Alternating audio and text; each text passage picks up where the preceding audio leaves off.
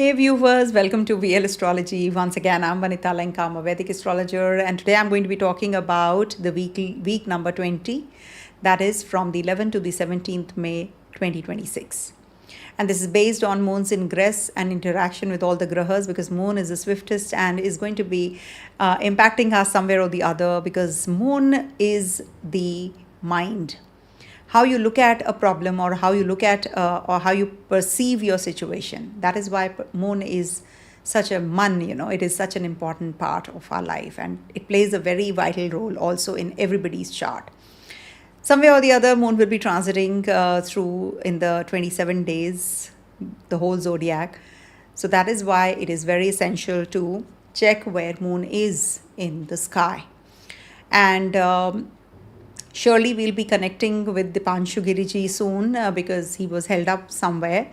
So he is going to be joining us soon, sometime in the near future. So, of course, he's a man of commitment, so he definitely will. So, pardon me for whatever has happened today. So, let's move on. Life goes on and the channel goes on. So, we must do the weeklies, and we must know how the week is going to unfold. That is a ritual. Every week I have to do it. So change the time as per your time zone, because I use Delhi India time. That is why the timings may vary, or the predictions may vary here and there a little bit, because moon stays in a particular zone approximately for 2 quarter days and 54 hours to be precise, and 6 hourly in a navamsha, in one navamsha. So that is why whenever you feel any kind of result, it is going to be lasting only for 6 hours. Maybe, if you're very upset, just move away from that particular zone for 6 hours, and you will see you'll be quiet and you'll be better off. So everything passes off. So you don't have to stop as well. Life goes on. So just move on. And if it's a little bit uneasy, so you will be able to sail through that also, I'm sure. So nothing stays permanently. Everything, the change is constant, that. So moon is going to be interacting this week, first with Rahu, then Saturn, and then we'll be moving in the first sign of the natural zodiac, Aries. We'll be interacting with Mars, Sun, Mercury one by one, and lastly with, it's going to be exalted. So this is how the week is. I've made a quick video. Please do refer to that also, where the planetary overview I have mentioned. But Savitri, Vrat is also there. So do follow the rituals. And of course, we have Adhik Maas also, which is starting. I'll be sharing some insights on the same as well. So stay tuned, and lots in this video in the initial summary part also. And then we move on to the 12 sign readings. So let me start with how the week looks like and how the week unfolds. Okay. Thank you so much for being here live, watching me right now. Thank you. So first of all, we have moon's ingress. You can see here, moon is going to be transiting through the Aquarius, Pisces, Aries, and Taurus lastly. So moon is going to be from the 11th to the 12th evening. Moon is going to be in Aquarius with Rahu, and this is like a mind restless, futuristic, anxious and inventive way of looking at things. So people may feel detached emotionally, but very active mentally. And this is good for social media, technology, networking. This is an overview I'm giving you for this week. Then you might just be getting into, the research work, astrology also, good for that, and market study. And then moon moves into the Pisces sign from 12th evening to the 14th May. So moon in Pisces, Saturn is also there. So this makes the mind sensitive, spiritual, and heavy and karmic also at the same time. And for sure, you may feel little tired, nostalgic when moon is connecting with Saturn. And emotionally, you might feel little burdened with responsibilities also on this day. Good time for prayers, charity, meditation, temple visits, or any religious place you can visit on this day. Heal yourself and forgive others. That's a very positive time period, because it's self-introspective phase. Then it's not a good day for making impulsive decisions, 12th evening onwards till the 14th. And emotional shopping, okay, avoid that. And alcohol or any kind of addiction, just try to move yourself away from all of that. And there can be some confusion in relationships also, or maybe trusting unclear promises. Then Moon moves into Aries sign, the first house of the natural zodiac, and Mars has already entered, because Mars enters on the 11th of May to the 20th of June. It's going to be here. I've done an elaborate video on the same. Please do watch that. And then Mercury is also going to be moving into Taurus sign from 15th May to the 29th May, the very same day. So when Moon is entering the Aries sign to rather a day before, on the 14th, even Venus has transited into Gemini sign and conjunct Jupiter 14th May to 8th June. So when Moon is on the 15th, 16th May in the Aries sign, so this is like, a very fiery and a bold kind of impatient kind of a transit. You can be a little moody on this day, for it, in a general way, if we see. So decisions will be taken quickly. People may feel now or never kind of a thing, or this is a good time for courage and leadership and exercise. And, if you want to do any kind of surgical process, you can do that, or any kind of medical advice also you can take. Competitive exams, business action, new initiatives. So this is a good transit in a way. But anger, accidents, all that you have to be careful about while driving. Cuts, burns, blood pressure, etc. might be there. Ego clashes can happen. So just be careful. And then harsh speech can also be there. So be careful about all of that. And don't make any decisions in impulse on this day, especially. Speech must be controlled. Okay. Then lastly, Moon will be exalted on the 17th of May. And Moon becomes exalted here. And it is going to be conjunct Mercury here from 15th May to 29th May. And we do have Sun entering on the 15th May to 15th June, also in the Taurus sign. As you can see, all the dates are right here. You can make a note of the dates also. This is May transit, so I just have noted down, and we have these also are the important transits. Anyhow, so we have Sun entering also. So this is 17th of May. We have Moon exalted. So this is good for family meals, financial planning, buying essentials if you want to, beauty, music, food, comfort, mother-related matters also may just come up, and home decisions and peaceful conversations as well. Mars enters Aries sign, its own zone, on the 11th of May. So to start with, the week starts with that. So this is a very strong and a direct action-oriented kind of a transit. It gives courage, initiative, and confidence, and ability to break delays. And also, it is, I've done an elaborate video though, but yeah, it is not a good time to react. Be careful about that. Don't burn bridges. Okay. Start what needs courage. And also best for fitness, competitive exams, entrepreneurship. So this Mars here in this sign is definitely going to be bringing about political confrontation also, military aggression, and also market volatility. Okay. So, but it is good for the ones who are in handling machinery, or they are into leadership, or maybe property related work, or entrepreneurship, or sports, or police, or army, or surgery, or engineering, or startups. So that way it is good for you guys. But yes, it is also avoid rash driving, fights, ego decisions, risky investments, impulsive resignations also during this time. Now Venus enters this sign. I have already mentioned this one. This arrow is for that. So this is where Venus will be conjunct Jupiter also. Now this is like, a relationship needs conversation. It's that kind of a. So it's Venus in Gemini. There's an exchange also between Venus and Mercury here. So this is like, people want variety. They want to travel. They want humor, friendship, mental stimulation when Venus is in the Gemini sign. And also it is like, it is going to be making you very, it's good for media, marketing, teaching, writing, designing, content creation, singing, fashion, communication, consulting, and also diplomacy and networking. but it can also create frustration or in relationship at times because of flirtation, duality attached, because there's an exchange also, not to forget.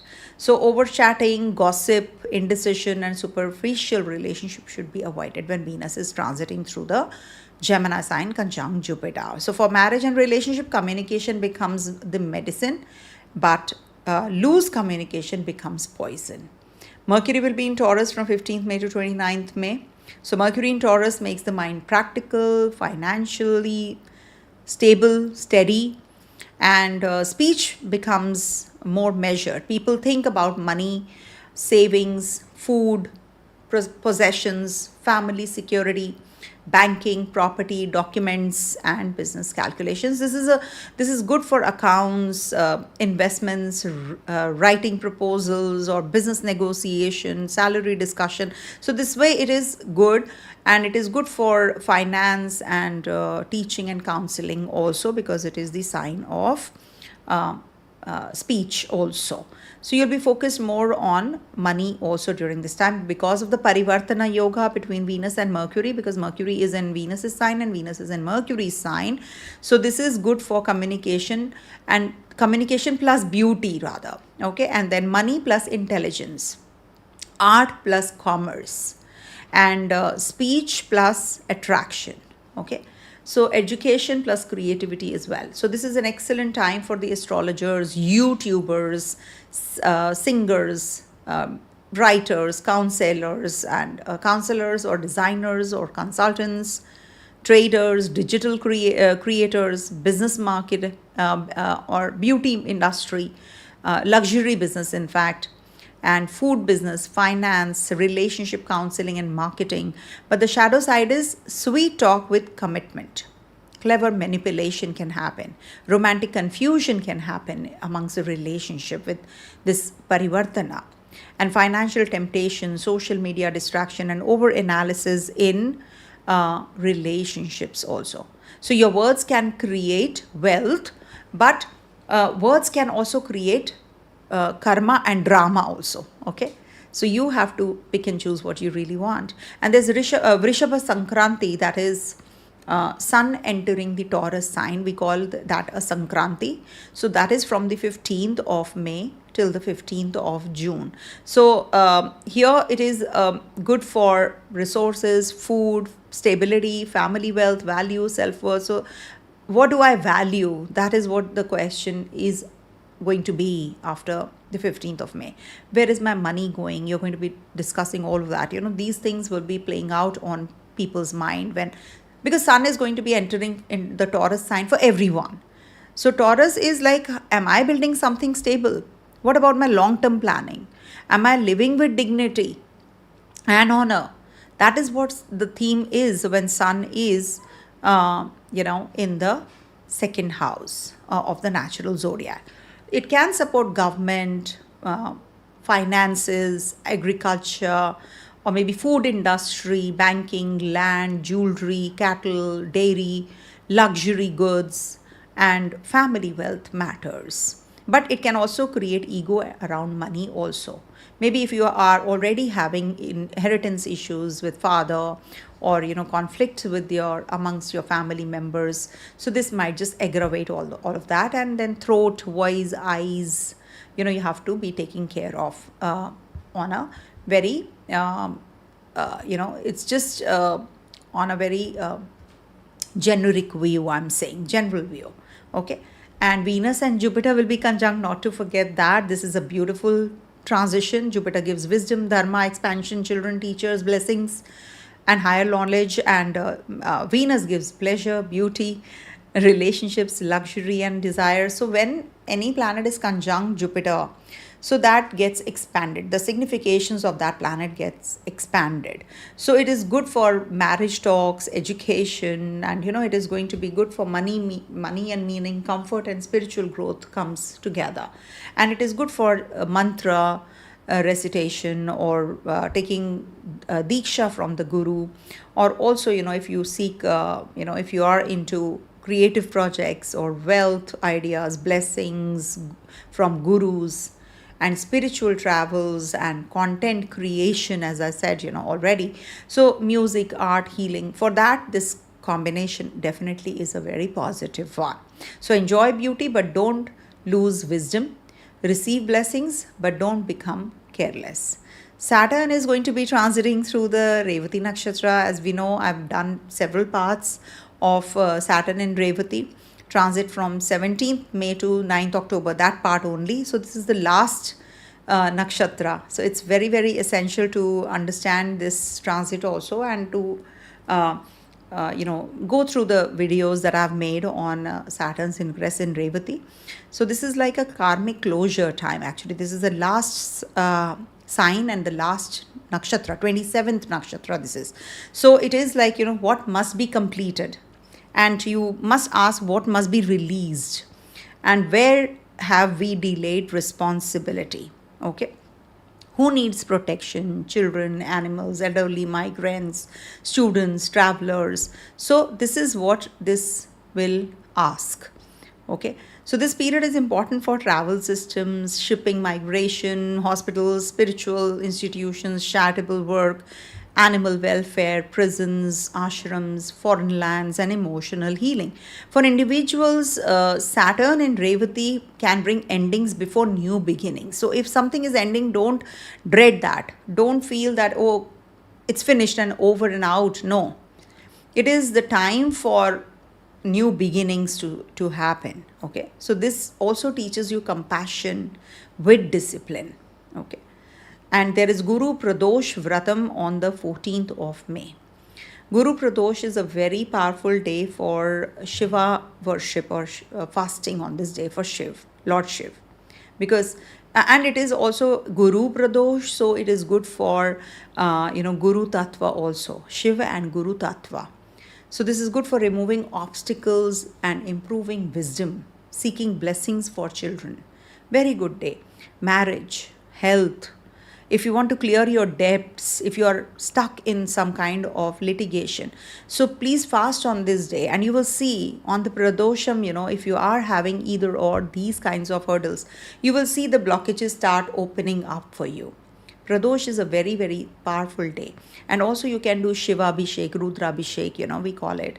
And if you can recite Om Namah Shivaya chants on this day, if you can't do more than that, if you can't fast, if you're not well and you can't fast, or you can't fast any which way, so you can simply just recite Om Namah Shivaya chants, or you can simply just forgive or ask for forgiveness, or pray for forgiveness and karmic release on this day. Okay. And if you can offer water to the Shiva, to Lord Shiva with Bilva leaves, all the more better. Okay, this is not a day of ego, it's a day of surrender. Now as I said, it's Vat, Savitri, Vrat and Amavasya, that is Shani Jayanti also, which is falling on the 16th of May. It's mentioned here, Shani Jayanti, that's the birthday of Lord Shani. Now, this is a very powerful day for everyone. So, who brought, Savitri is actually who brought her husband Satyavan back from the Lord of Death, God of Death, that is Yam, through her devotion, through her intelligence, courage and tapasya. Okay, so this is not a marital Vrat, but it is, Vrat means fast, but it is the symbol of faith over fear. Okay, so anybody can do it, and you can just observe a fast, or you can simply just, because, it is wisdom over fate, and it is devotion over death, that kind of and feminine strength over helplessness.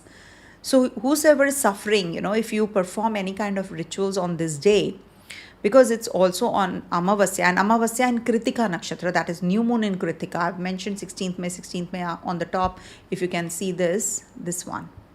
So please make a note of this. Adhik Maas also I'll be sharing.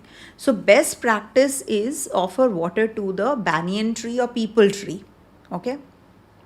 And see, whenever there is new moon, Amavasya, it is actually for ancestors. It is devoted to the ancestors, for inner cleansing, for ending and spiritual reset and silence.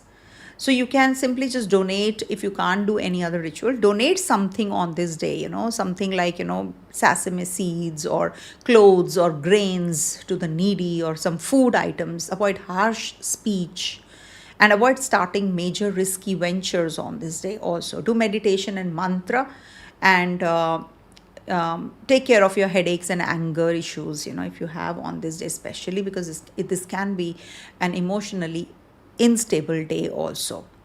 And we do have Adhik Maas, you can see, from the May 17th till the 15th of June. And it's an extra lunar month actually, with it's coinciding with Jyeshtha month this month. And it is considered highly auspicious for spiritual practices, Vishnu Krishna Bhakti basically. Meditation, charity, we all must do. We cannot perform major good ceremonies during the Adhik Maas, because it is considered to be not favorable for doing anything positive, because it's a 13th month. It's an extra month. So anything which is extra, is excessive, is not good. But it is a Purushottam Maas also. It's like, it is the Nishkam Karma, selfless. It's time for selfless action. And because it is dedicated to Lord Vishnu or Purushottam, making it ideal for daily prayers, bhajans, visiting holy places like Mathura, Vrindavan, etc. People just visit during this time, because it is Krishna Bhakti, also it's dedicated to. So you should actually, observe more fasts, donate foods, avoid major auspicious events like wedding, shifting to the new house, etc., laying foundation, etc. So that is why it is not considered to be, otherwise it is not bad, I would say. But yes, because you're able to connect with the divine during this time also. So that way it is a very positive time period. Okay. And also, this is one thing. And what else we have? Let me see what else we have here. No, that's it. I think I've mentioned all of it. Now we move on to the sign-wise readings. Okay. All right. Such a long video for that reason, because initial summary part is a very, very important one. Okay. Coming to the first sign, that is Aries. Now for Aries, you can see, sorry, there's a miss here. Okay.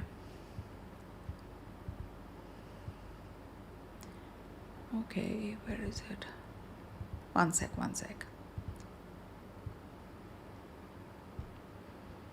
And here.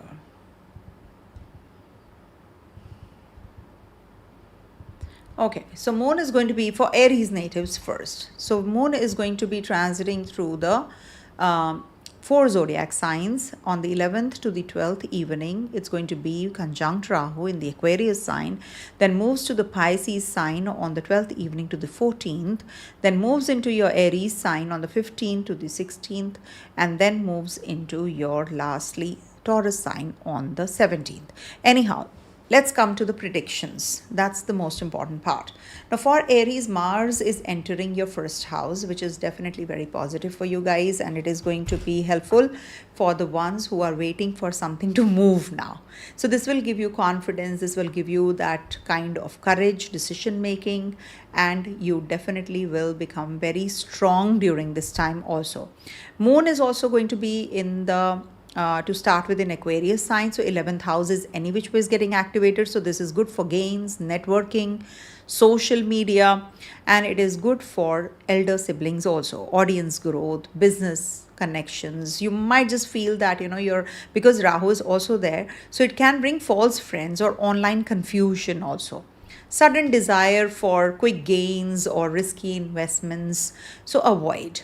That's what I can say. As per the classic test, it's said that when it's Moon in the 11th house, it is good for monetary gains. It is good for comforts, happiness, overall happiness. And it is also said that you will get the comforts of servants, attendants, and success in efforts. And it is going to take away your mental worries also. Maybe because of your maternal relatives, maybe you will get some relief. So this is also that it can bring friendship from outside the circle, your circle, and then there's a bigger circle you'll be connecting with. Then moon moves into your Pisces sign. That's the last sign of the natural zodiac, and it is the last day also, 2 quarter days. It stays from 12th evening to the 14th. It's going to be conjunct Saturn here. So 12th house is getting activated, means expenses. It is the house of sleep, foreign lands, hospitals, spiritual retreat, hidden fears, past life baggage come up. So this is good for meditation, but not good for impulsive spending or emotional withdrawal. Sometimes, you're done with the public life and you want that kind of, you just want to take that me time, out from the you have been doing for others, and that chaos and that noise, you want to just shut yourself up. Sometimes there are presentations, there are too many jobs that you have to finish. So that is also going to be one of the ways to look at this moon in the 12th house. It is also activating your physical pleasures. It said it's the house of bed pleasures also. So it might just activate that on this day. And also in the Pisces sign, this is good for meditation. It is not good for impulsive spending and emotional withdrawal, as I said. So any kind of baggage that you're carrying or any kind of insecurities you're carrying, just work on that, and you will definitely be better off when moon transits the first house. Okay, 15-16 moon is going to be over your first house. And as you know, I have mentioned, in your summary part about the whole week, how it is going to turn out, because there are so many transits happening, which I will be telling you as well in a bit. But yes, in the first house, this is activating your first house, activating your Mars also. So health becomes the main focus on this day. Your energy rises because it is in your first house. So energy rises, and this is the time when you should be taking care of your anger, your BP, your acidity. Headaches can happen, fever, injury, risk, and impatience. So avoid rash driving and harsh speech and ego clashes or ego battles also with your own people. And in the first house, as per the classic text, it's mentioned that it is a very good placement. It is a very favorable one, because it helps you learn the tantras, the mantras, and good for progeny, childbirth, and also you can get because it is the fourth lord in the first house after all. So it gives you high status, and it is good for connecting with your elders also. And also, it's said that you get the luster of your body back. Maybe you will go for a spa or a treatment or a hairdo or something, so it is good for that. And you might just take a short trip also, a short journey also. So fortune smiles on you, it said in the classic text. So it is good for sexual pleasure also, satisfaction overall. Then lastly, for one day and then onwards, of course, it's going to be in exalted placement, and that is in the Taurus sign. And we have Mercury also here conjunct this Taurus sign moon. So this is definitely good for, it is good for your food, family, finances, speech, wealth planning. All these areas will get activated, and it's definitely good, for financial review, family meals. Maybe, you're correcting your diet on this day. You think of working out or something, you're already planning that I'm on the way to get better. So you will definitely feel better. Sun is going to be transiting your, first of all, Mercury and Venus are forming an exchange, a Parivartana yoga. Now, this is actually good for speech, for writing, for marketing, younger siblings, and voice and sales and content creation, and business negotiations. Your words will bring wealth this week. You can take it like that. Okay. And also Sun is going to be also transiting your second house. So this is the Taurus sign. So Sun in Taurus asks you to build savings and not just spend. Don't show off, okay, your wealth. Saturn is going to be changing Nakshatra. Saturn is going to be in Revati. So this is like, complete old karmic debts, or donate, ask to, sleep better, and also release emotional baggage. So it's a week where, your wealth wise it is good, but avoid speculative greed. Okay. And gains are possible for sure, because moon is going to be in the 11th house also, and second house also, so houses of wealth. And then ahead, health wise, you have to take care of your eyes, BP, acidity, and you are prone to injury also, so be careful about all of that. I'm not just scaring you, do remember that, just forewarning you that this might happen depending on your personal charts as well. And then speak softly, and in relationship, otherwise Mars can create some kind of ego fights. And even in the 8th house from the 7th house is Sun also going to be transiting, so you have to be little careful about that as well. For student natives, very good week for competitive success. Avoid distraction. Watch pets injuries also. If you have pet, just take care of the pet also. There can be heat or aggression or stomach issues to the pet also. But it is good for your kids, it's good for your children to be focused and be attentive also. Okay, so there is Guru Pradosh remedy for you guys. I'm saying offer water and bilva to Lord Shiva. If you can't do that, just try to work on your anger issues this week. And if you want that debt relief or any kind of karma that baggage that you're carrying, so this is the week where you can offload that baggage also. Okay, Guru Pradosh is on the 14th of May. Then we have Shani Jayanti and Savitri Vrat also. So if you're married and have conflict, so pray to Lord Yam and Savitri Satyavan for longevity, relationship. Donate black sesame and mustard oil to Shani. It's a very important day. You can Google yourself and see. It can do such wonderful things. So if you want, you can do those remedies and you will see that things start, because this is once in a year these events happen, or these auspicious things happen. Kritika Amavasya, that is new moon in Kritika Nakshatra, that is on the 16th of May, and we have Shani Jayanti also on the same day. 16th we have Vrat also of Savitri, and then we have Shani Jayanti also, and we have Amavasya also, that is new moon also. So light a diya for ancestors and avoid angry speech, because it is in the Kritika Nakshatra. Okay, so this is what is the key theme.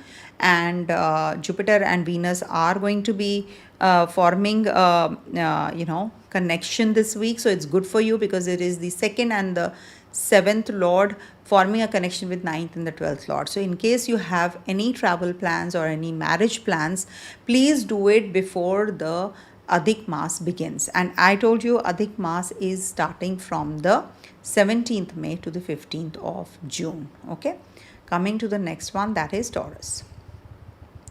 So for Taurus natives, this week moon is going to be transiting your 10th, 11th, 12th and 1st houses.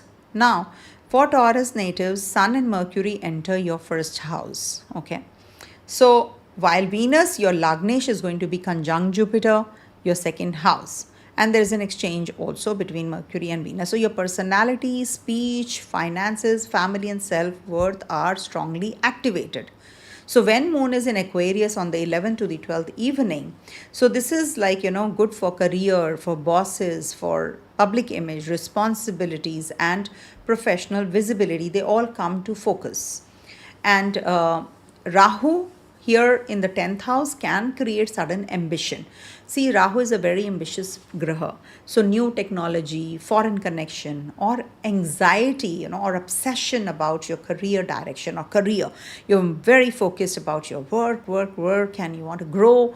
So you're detached from your home for that reason only, because right opposite is Ketu. Then moon moves into your 11th house, and that is on the 12th evening to the 14th, which is definitely, I forgot to give you a few dates. Anyhow, I'll give you the dates also. So 12th evening to the 14th, it is going to be activating your 11th house. Saturn is also there with moon. So gains come, but very slowly, it is stable.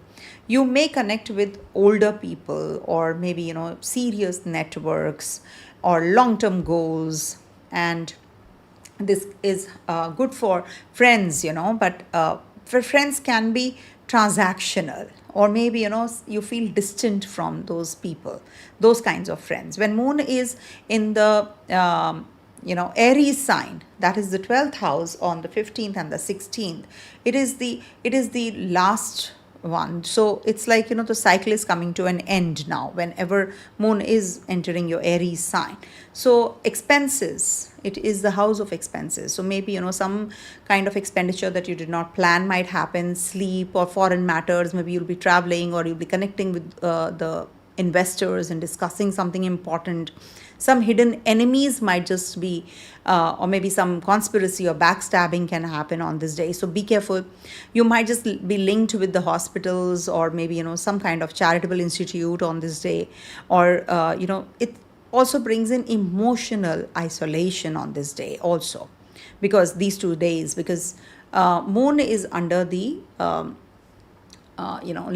it's in the last house of the zodiac. So this is coming to the isolation zone. You have learned, the whole cycle has finished. Now you have learned what I've done, what I've not done. So what should I be doing? So 12th house themes are going to play out. It's good for, it's good for relationships, bed pleasures and all. But hidden financial decisions and impulsive travels should be avoided, because it can create too much of isolation, too much of anxiety also. When moon is in the Taurus sign on the 17th, this is your own exalted place, which is getting active. And we have Sun also here, Mercury also here. So this is like a very positive time for grounding, or, making you feel clearer and more stable and more attractive also. Good for self-care, diet correction, beauty, voice, counseling, and financial planning. Mars is in Aries in your 12th house, so expenditures might increase on gadgets. You might just have hidden anger. Sleep disturbance can happen, or foreign work related, some kind of travels can happen as well. Hospital visits or spiritual retreat you can take as well. Mercury and Venus are going to be forming an exchange. So this is like first and the second house exchange, right? So money through speech, teaching, consulting, singing, astrology, food business, or finance and luxury products. These kinds of work will be good. Sun is going to be in Taurus, which gives authority but also increases ego and heat in body. So take care of your headaches, inflammations. And Saturn is going to be in the Revati Nakshatra. Mars is going to be in the first house, as I said. It can also in the 12th house. And we have Saturn in Revati Nakshatra. So gains through disciplined networks, not shortcuts. So take care of your throat, face, sleep, sugar, neck, hormonal imbalance this week. And also, it's good for savings though, because Venus and Jupiter will be together. So savings will expand. So this is a very positive time period. And also for salary discussions, you might just want a raise, or a hike in the salary pay package. So this is a very good time. And family, wealth, and business planning also you can do. Visibility will improve at the workplace. Avoid arrogance. And relationship wise, because second house is activated, your Lagnesh is in the second house. So this is very good for conversations, rather than keeping things to yourself. If you want to reconcile, just talk it out, isn't it? Just speak about it. But hidden irritation is also there. Some kind of hidden irritability is there, because Mars is in your 12th house also. Okay, because 7th Lord is in the 12th house. So this is not good. This is like a break in agreement. So be careful. So this might just trigger when moon is in the Aries sign as well. So you have to be a little careful on the 15th and the 16th for this reason only. See, whenever we have, any kind of auspicious days. So what are the auspicious days? 14th May, when we have Guru Pradosh Vratam. So you can worship Lord Shiva on this day, or you can fast. And when we have 15th May, we have Sankranti. That is also the day to worship the Surya, the sun. And also Vrat is there, Savitri Vrat is there. So this is a very good time for peace in the family, and also spouse's health, if you can fast for. So this is a very good time to reconcile and work on your relationship also. We have Shani Jayanti also on the 16th of May, and we have New Moon in Kritika as well on the 16th of May. So donate something, which is linked to Shani, anything in black sesame, black clothes, or anything to the needy or to the handicapped or the old, elderly people. So for gains without obstacles, you can ask for this also. And we have Kritika Amavasya, that is new moon also. So avoid overeating because it's in the Taurus sign. So offer prayers to the ancestors for family, wealth, and protection, and also relationships. Okay, so that is something you can do. And some dates I'm giving you, just 11th May, it is a day when you can purchase or go to the garage and get your vehicle repaired or something if you want to get it serviced. And 11 to the 14th May, this is the day when you will connect with your children. You will be very romantic, and you might just be very creative. You might just go for some singing or dancing or any kind of artistic bent that you have. Those kinds of lessons, you might just be enrolling yourself. 14 to the 16th May, this is a good time for clearing your debts. You might just be getting into the litigation, etc. Or maybe there's a relief coming your way. So this is a good transit as well. 17th is a good time to communicate whatever you're going through with your partner. You might just take your partner out for dinner or a date. So this is a good, these are the dates which should be considered if you have to make any decisions. And take care of your health on the 14th to the 16th also. Just take care of your health. There can be some inflammation, some stomach related or digestive related issue can come up. So be prepared. Okay. Coming to the next one, that is Gemini. So for Gemini natives, you have your Lagnesh entering the 12th house this week. Moon is going to be transiting your 9th, 10th, 11th, and lastly the 12th house. So when Moon is transiting Aquarius, 9th house is getting activated. There's a Rahu energy also. So this is excellent for higher learning, teachers, teaching or teachers' blessings, gurus' blessings also. This can bring long distance travel, dharma, publishing. Rahu can give you unconventional learning, okay, or thinking out of the box, or foreign gurus, maybe online teaching, online gurus also, or sudden travel planning can happen also. Then Moon moves into your 10th house on the 12th evening to the 14th, the Pisces sign. Now that is activating your Saturn energy also in the 10th house. So there's lots on your plate already. You're exhausted, you're working too much, there's a career pressure on you all the time. You may feel responsibility, delay, or maybe some burden that, one project finished and the other one started. So you feel a little uneasy, So there's a burden. But this is also good for serious professional decisions, So you might make some important decisions. You might just be thinking about relocation. If you're a homemaker, especially, if you're a homemaker, so you might just be having a lot of changes in your house or your place where you are. Means your home environment, you can make some changes. Then Moon moves into your 11th house. That is on the 15th and the 16th. It remains in the 11th house in the Aries sign. So this is like where Mars is also there. So this brings in a lot of activity, gains, audience, social media, friends, and ambitions. They all go up. It's definitely very positive for you, for your finances also. So avoid fights with friends and aggressive networking. That's what I can say. When Moon is in the 11th house, just remain calm and maintain your peace. Then Moon lastly will be in your 12th house on the 17th. So this is like, the end of the cycle.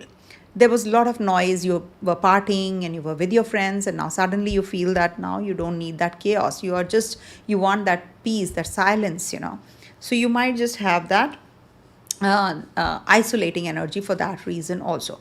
So this might just bring in some presentation preparation, or maybe some kind of documentation. You're busy in doing something very important work wise. So or maybe you're tired, you need rest, so you're in isolation. Even if you're with the people, you're in that isolated mode, you're switched off because you don't like that noise right now. So it might just be bringing about that kind of an energy when moon is on the 17th, maybe it's a Sunday also, so you want rest. So but it can bring in expenses also. Expenses might rise, or maybe you will buy something very significant and important. It is good for visiting a religious place, maybe some spiritual pursuits you can perform on this day as well. Now there is a Jupiter in the first house, and there is a Venus also transiting here, and there is a Parivartana yoga which is forming in the sky with Mercury and Venus transiting in each other's sign. So what is happening? It is good for making you attractive. Okay, you will look attractive. It's good for creativity. It's good for social pleasures and social media, and you'll be meeting people now. You'll be very expressive. Maybe there are some online meets which are happening, or maybe readings or consultations, or maybe you have a seminar to attend. Maybe something of that sort is getting activated. And Jupiter's association with Venus brings wisdom, brings blessings in abundance and popularity and teaching potential also in you. But Mercury, your Lord, is in the 12th house. So mind becomes private, imaginative, and inwards. So it is a mix of the two, because there is an exchange also. So you will be thinking and then speaking. You're too inward, but you're contemplating on certain things and then you bring it forward. It's like that energy also. So it's good, some kind of because it is giving you that imagination also. So it's definitely very positive. Mars is going to be in your Aries sign as well. So this is good for gains, courage, networking, entrepreneurship, and elder sibling matters, but not for impulsive speculation, I would suggest. Okay. Sun is in Taurus in the 12th house in your sign of Venus. So this is like, expenses can increase, or maybe you're being too charitable. You can connect with some NGO or something, or you're traveling. It is good for spiritual introspection also. Saturn is going to be in the Revati Nakshatra. As you know, this transit is a very important transit. I've done so many videos.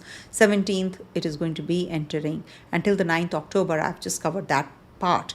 So this is the last Nakshatra. Saturn is entering after 30 years.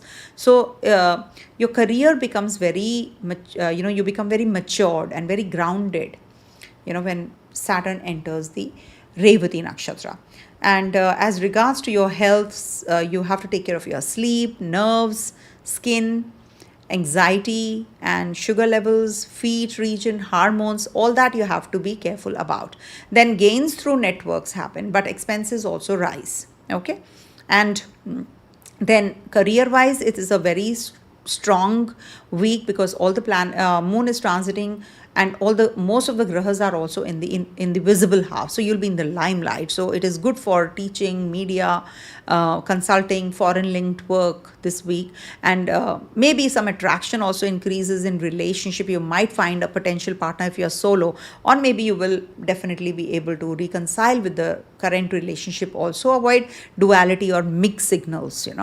Duality means having one in the hand and the other in the bush, that kind of a situation. So avoid that. And also good for higher education. For student natives, is a good one.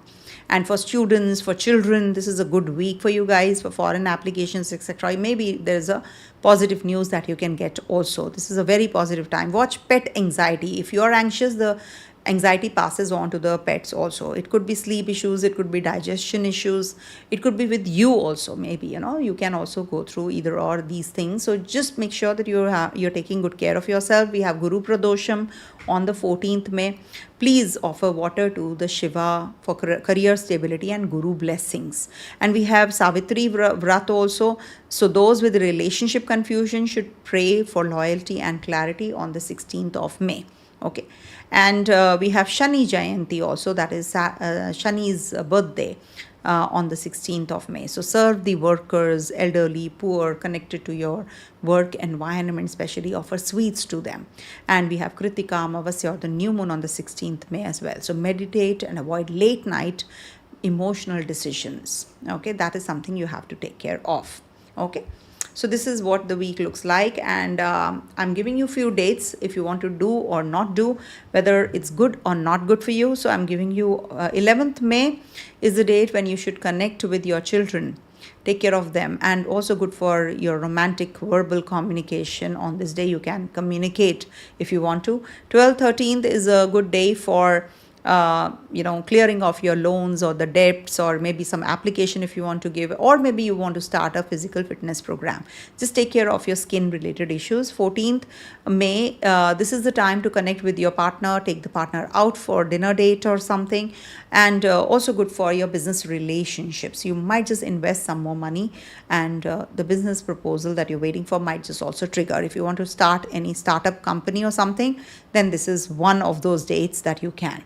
15th May is the date when you have to take care of your health, you have to take care of your mental setup. Don't communicate or no loose talking on this day especially.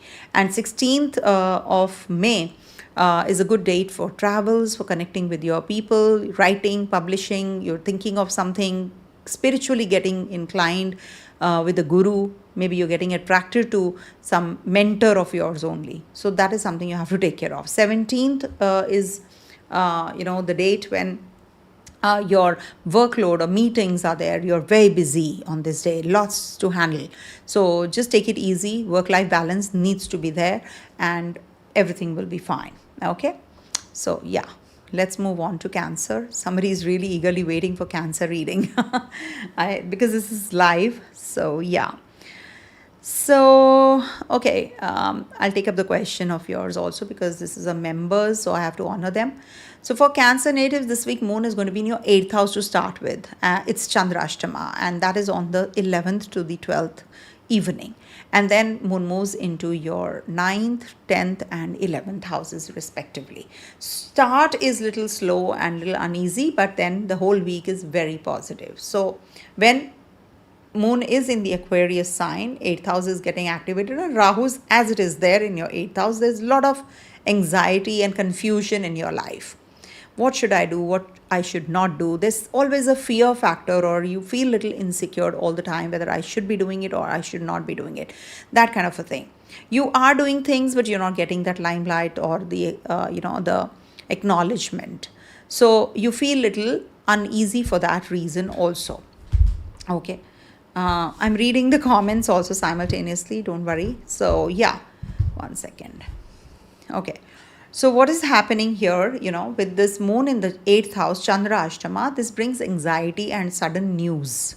Okay, inheritance matters, taxes, insurance, occult sciences or occult interest, or hidden fears, or health sensitivity. So avoid risky investments when Moon is in the 8th house. You should not make any important or major decisions when Moon is in the 8th house. It might just bring about some uneasiness to you, so there's no point making a wrong decision. Rather, a delayed decision is better than making a urgent and a wrong decision. So give it some time, because Rahu creates confusion any which ways. So you need to be a little cautious of that. Okay, and then Moon moves into your 9th house. Now, till now, what was happening? Moon was transiting through your 1st, 2nd, 3rd, 4th, 5th, 6th, 7th, 8th, 9th, 8th house. Till the 8th house, it is little difficult, and it is a invisible half.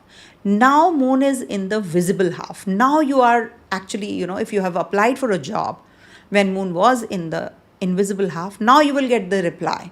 Always remember, Moon, when you apply for a job in the visible half, when Moon it's in the 9th house, 10th house, 11th house, 12th house, you get the answers very quickly.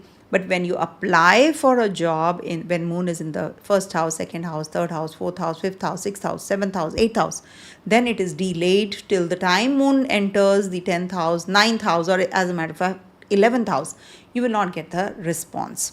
So take it easy. This week Moon is touching upon your visible half. So if you're waiting for a job or any kind of triggers, so this is a very beautiful time period to trigger.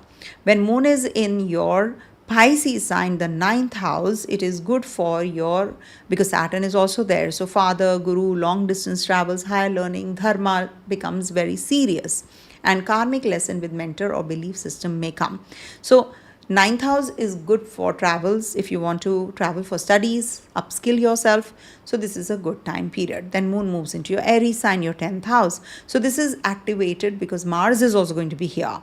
And Mars is very happy here, remember. And for a few days, Mercury and Sun will be here as well till the 15th. So this is definitely very positive time period. If you're looking for a job, things are going to get triggered up here. Okay. So don't worry, Deepshikha, you will get the job. The news is coming your way. It's on its way. So please be patient. Don't lose hope. Okay. And do let me know when you get it. Okay. Definitely, there are so many other factors. Your personal chart is very important. But I am very hopeful that when Sun and Moon are together with Mercury also here, things are going to trigger in your direction, because Sun is going to be entering Taurus sign also. So now here 15th and the 16th, now this is good for business action, interviews, or maybe hearing from your from the interview calls or something, or some news regarding your job, business action, leadership, but avoid arguments with your boss on this day, on these dates. Then moon moves into the Taurus sign, which is exalted. So this is the 11th house becoming active, no? So this is gains, friends, party, networks improve, and Venus is also going to be in, Mercury is also, going to be here, and Sun is also going to be here. So this definitely is good for income and social support as well. Then we have Mars in Aries also. So this is good for your career rise, visibility. If you're jobless, you will get the job.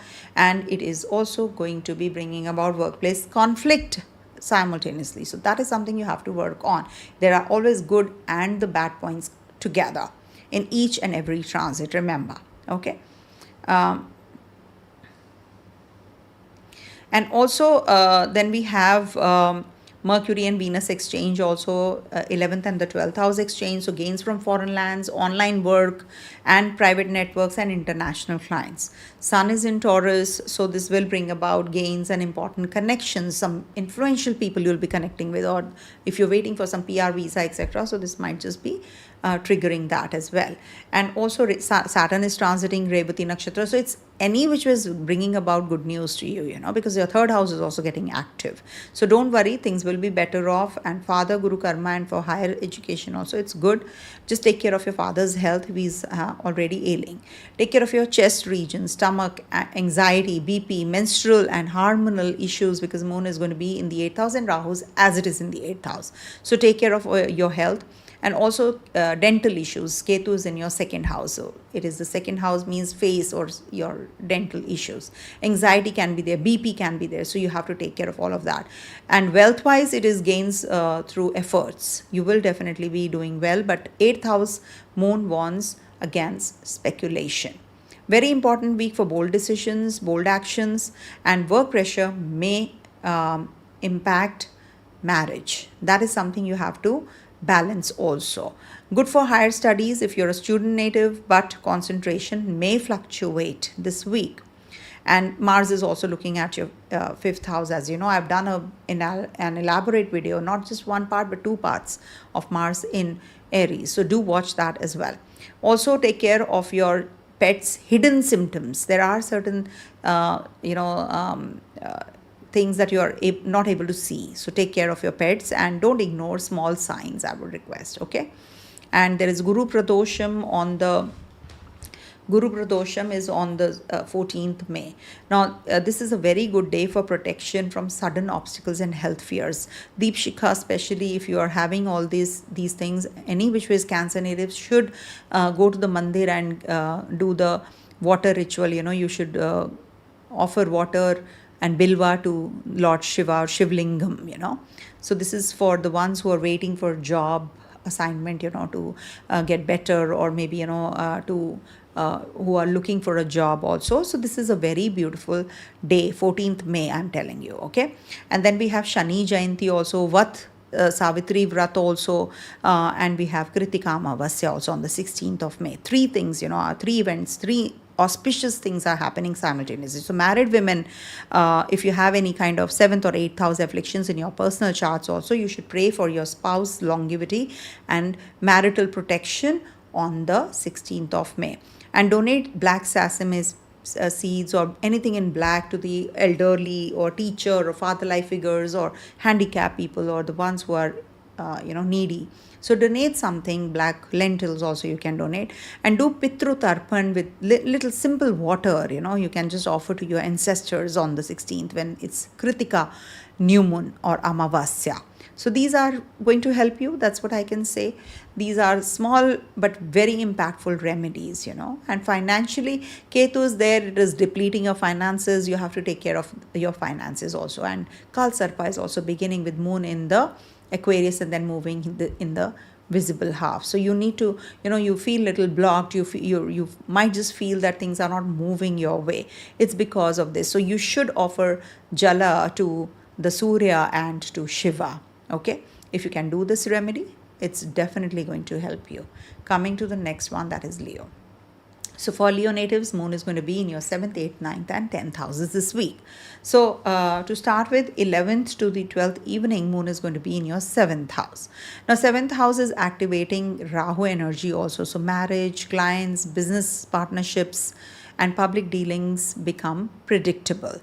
And professional visibility is also there, and don't overreact to spouse or partner, because it is your 7th house which is getting activated. So Rahu is making you too demanding, and or maybe your partner is becoming very demanding, so that is something you have to deal with also. And then moon moves into your 8th house. Okay, 8th house is on the 12th evening to the 14th. Saturn is already there. So it's like a Sadesati peak for the ones who are born on this day. So definitely you can't help certain things. So you might feel a little uneasy on this day. Don't make any hasty decisions. There can be emotional heaviness.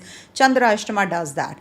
4th house, 8th house, 12th house, Chandrama does this. You feel very loaded and there's some baggage, as if, heavy baggage that you're carrying. So it is good for joint finances though, inheritance, taxes, but it can, and research work, PhD, or maybe, occult sciences, maybe astrology. But at the same time, it gives you that kind of fear, insecurities. Maybe some revelations happen, something comes into the limelight that you did not expect. You did not know, maybe, and that comes, that revelation. And it is also about transformation. It's transformation house of death, and something else begins. So some new things will come up after this 8th house energy. So handle health carefully on this day as well. Okay. But overall, it is, see, 8th house gives you a lot of depth also in your life. You will definitely come to know about so many things about yourself which you did not even know. That is 8th house. 8th house transforms you from the core. So this is also required. Like, this is a flavor which is needed as well. Then moon moves into your 9th house, and this supports travels, higher education, guru connection, family matters, dharma, courage, but avoid ideological fights with your own people and your mentors and your gurus and teachers, etc. It's good for upskilling yourself, higher learning, travels, for studies, maybe, So you can do all of that when moon is in your Aries sign on the 15th and the 16th. Lastly, moon is going to be in your 10th house. 10th house, moon is exalted. So it is definitely very positive for the ones who are into marketing or food business or anything to do with travels and finances. Generally I've seen they're very good with finances. Leadership, decision making, becomes very important on this day as well. And some career decisions, some meetings are there. You're too busy. Maybe, you're not able to devote that kind of time to your family on this day because back-to-back meetings are there. And Sun and Mercury will also be conjunct this zone. So this might just be the day for that reason only, for making some important decisions and some authority or professional visibility and public image also you will be getting with this kind of a moon in the 10th house energies, with Sun and Mercury also there. Mars is going to be in the Aries sign in your 9th house. So this gives courage for dharma, for no, I will do this. You become very strong when Mars is in a particular zone. And it's good for travel, for education also. Mercury and Venus are forming an exchange, and Venus is going to be conjunct Jupiter also. So this is like that kind of a transit which gives you career building and audience building, social media, business deals, and professional networking also. And Sun is in Taurus, so it gives you authority, but ego clashes also. So you have to see that you don't pick up any kind of arguments with your seniors and your co-workers also.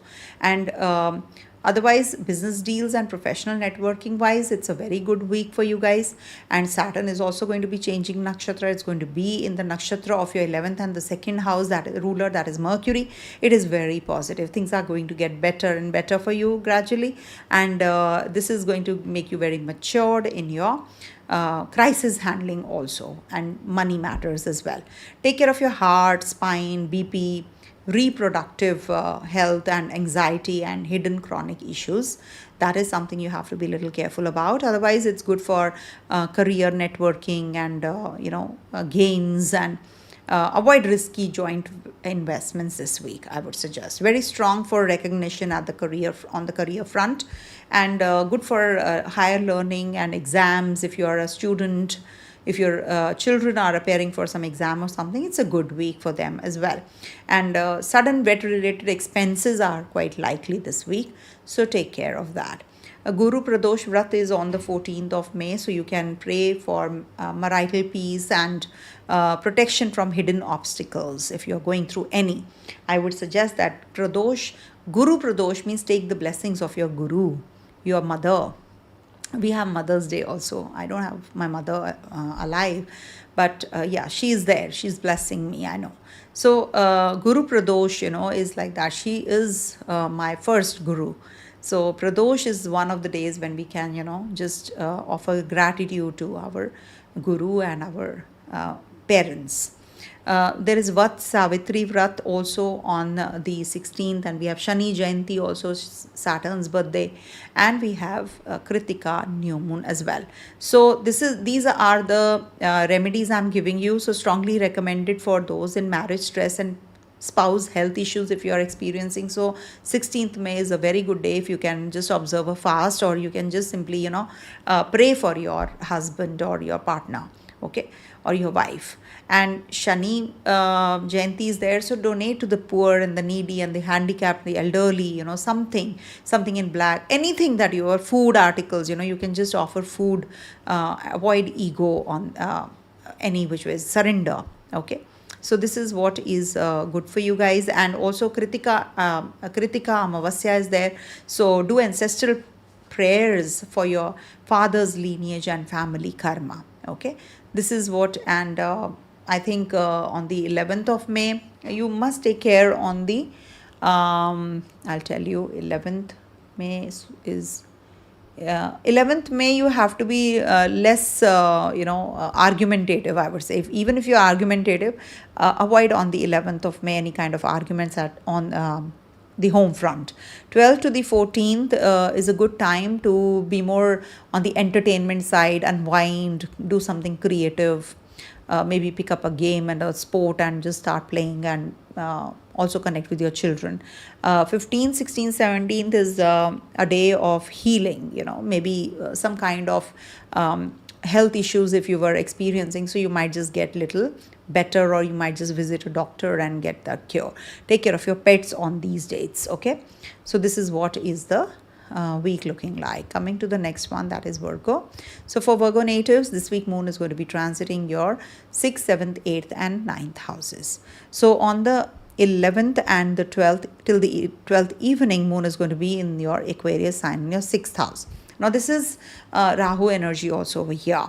So workload, health routines, enemies, debts, litigation and service matters may come up, either or. So good for solving problems, but avoid stress eating. Rahu is little confusion creator. So it might just give you less clarity on your health diagnosis. So maybe you are running from post to pillar, since Rahu is in the 6th house for your, checkups, from one doctor to the another, but you're not able to get the diagnosis done. This is what Rahu does. So the best thing that you can do is you can simply just, fill one coconut and just slice it half and put a black sesame and cover the other one over it and tie it with the red thread, and just dip it thrice in the river, ocean, or a flowing water, and say that I want the diagnosis done. And then you should also dip, if possible, along with that coconut, and then let it flow in the water, and you will see that there is a diagnosis done. If you can't do this, at least keep some water in a vessel, any kind of vessel, iron, copper, or maybe brass. You can just keep it by your bedside, not glass. Even glass will do though, because Rahu is glass. So you can keep it by your bedside for, it's said that if you do it for 10 days continuously, you will get the diagnosis done. And then you can just in the morning throw that water in the plant. And then, just put it, wash it. And then again in the night, you can fill it and keep it by your bedside or underneath your head. So you will get the diagnosis done. It said so. So let's see if you're going through this, or maybe litigation. I've seen for litigation also, this is a sure shot remedy which works. Then what is happening? Moon is going to be in your 7th house on the 12th evening to the 14th. So when Moon is in the Pisces sign, so this is like, activating Saturn energy also. And Saturn Moon combination is a Sadesati like combination, for we and the babies born during this time. It's a peak Sadesati also. So this is for marriage, partnerships. You feel little serious about those things, on this day. Spouse may need support, so supports the partner. Business partnerships require patience. So maybe this will be the day when you'll be discussing certain things which are not working your way, and you're feeling a little uneasy for that. Okay. And then Moon is going to be in the Aries sign in your 8th house on the 15th and the 16th. Now, when Moon is in the 8th house, this is Chandra Ashtama. I always stress on the Chandra Ashtama. Why? Because, you should not make any wrong decisions. Whenever, when my clients ask what dates are good for me, so it's you you can easily do it. When I'm making these videos, don't start anything new on the Moon in the 8th house. You should do the R&D, you can do the research, you can get into the depth and detail of everything, but don't start anything new on this day. Okay. So when it is in the 8th house, it can be a little uneasy day for you. It can give you some kind of discomfort or sudden angers, accidents. It said so. Surgical process or inheritance disputes or tax or hidden conflicts. Some revelations also come up. So this might not be the day when you will feel comfortable. And then Moon moves into your 9th house. So that's exalted Moon. So definitely very positive on the 17th. And also Mercury and Sun will also be here. So this is good for blessings, learning, traveling, for spiritual clarity also, taking blessings from your teachers, mentors, gurus, you can maybe connect with them. So that is how. And maybe, you've got the visa and now you're traveling, back your bags and go, if you're a student especially. Or maybe you're planning some travels already, or some retreat you're going to. So this is also activating that. See, Mars is going to be in the Aries sign in your 8th house as well. So this is intense. Because Mars is not a friendly graha. To top it all, it is going to be in the 8th house. So this might just give you some kind of health issues or some risky investments also. So either or, of course. So take care, I would say. Avoid any kind of risk. And don't stress driving should be avoided for sure when Mars is entering your 8th house, and that's happening from the 11th May to the 20th June. Not the whole phase is bad, but still you should take care. I'll give you the dates also, this week's dates, and I have given good dates and not so good dates in my videos. 2 videos I've made on Mars ingress in the Aries sign. Please do watch those. I put a lot of effort in making and collecting the data and the information, so please do watch that, the videos.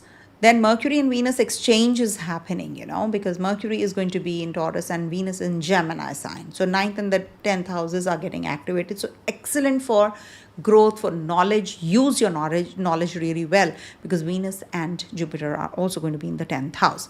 So teaching, counseling, legal or academic work or spiritual content, it's going to be there.